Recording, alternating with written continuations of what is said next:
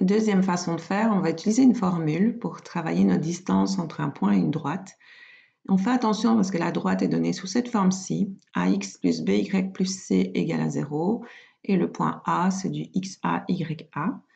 Donc la distance entre le point A et la droite D va être donnée par cette grande formule-là à bien retenir. Donc A fois xa plus B fois ya plus C entre valeur absolue, le tout sur la racine de A au carré plus B au carré.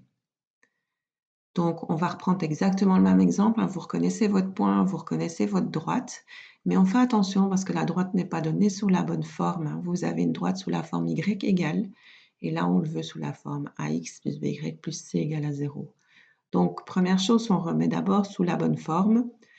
Donc ici, on a choisi de multiplier par 2 à gauche et à droite. Donc 2y égale x moins 1, et on remet tout de même côté. Donc x moins 2y moins 1 égale à 0. Donc vous reconnaissez un a qui vaut 1, un b qui vaut moins 2 et un c qui vaut moins 1. Et donc on va aller écrire ceci avec le a qui vaut 1, le xa qui vaut moins 3, le b qui vaut moins 2, le ya qui vaut 3, le c qui vaut moins 1, et puis vous recommencez ici le a qui vaut 1 et le b qui vaut moins 2. Donc, on fait attention de ne pas se tromper.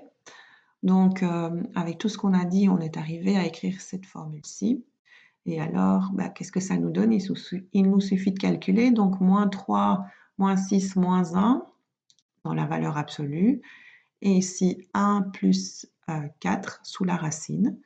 Donc dans la valeur absolue, ici je calcule, ça vaut moins 10. Donc la valeur absolue de moins 10, ça vaut 10.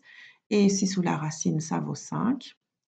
Alors vous savez bien qu'on n'aime pas les racines au dénominateur, donc on va multiplier numérateur et dénominateur par racine de 5 ici pour faire disparaître le racine de 5 au dénominateur. Donc on va obtenir 10 racines de 5 sur 5, autrement dit 2 racines de 5, et on a évidemment bien trouvé la même solution que précédemment.